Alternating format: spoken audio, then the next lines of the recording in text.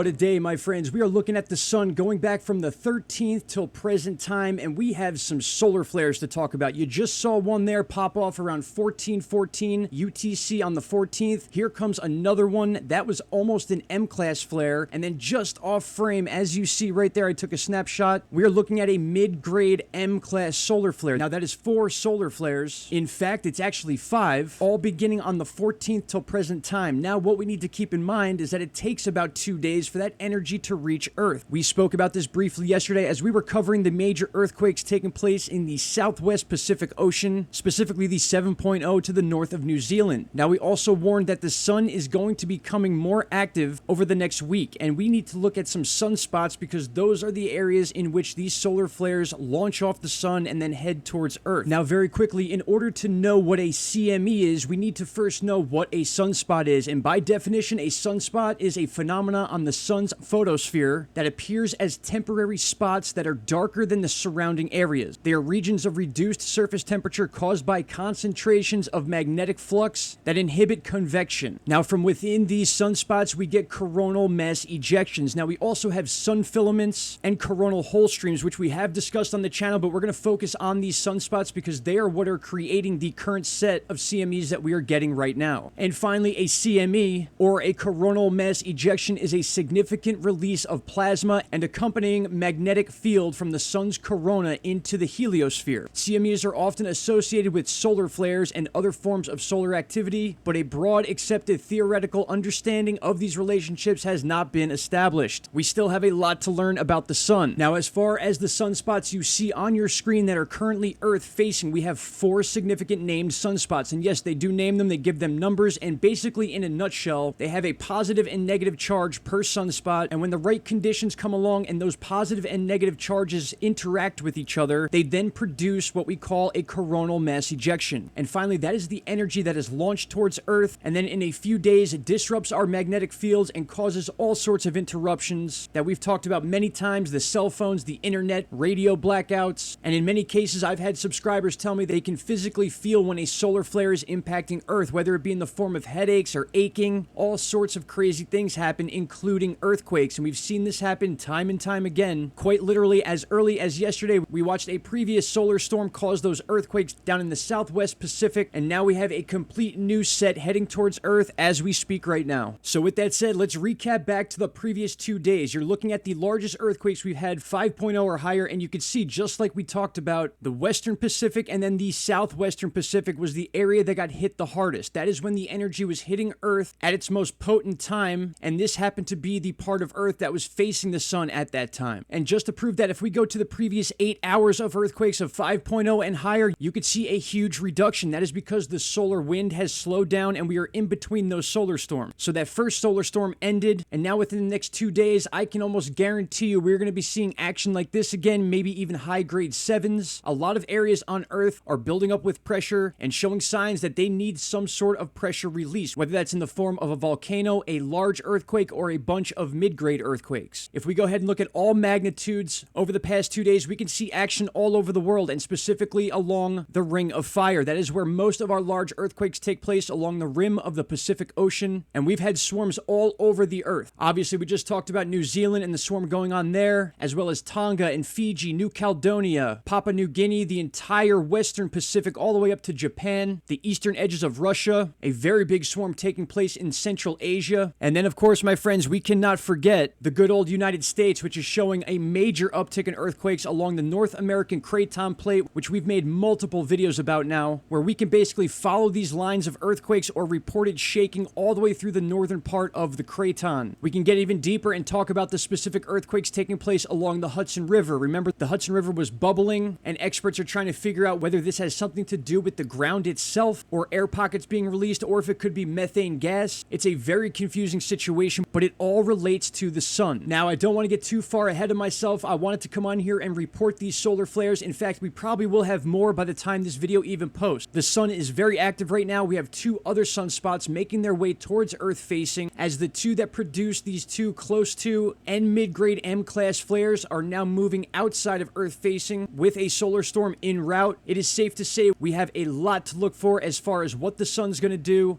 and how these effects on Earth are going to take place and when. My friends, friends, I want to thank you all for taking the time to watch this video. Any updates with this situation, I'll be posting right away. Leave your thoughts and comments below. Shout out to Canada, and I will see you all in the next video. Take care. Bye-bye. Stop right there, my friends. If you have not already, click that subscribe button and don't forget to hit the bell icon. Click all and you will get all notifications from this channel. And trust me, you won't be disappointed.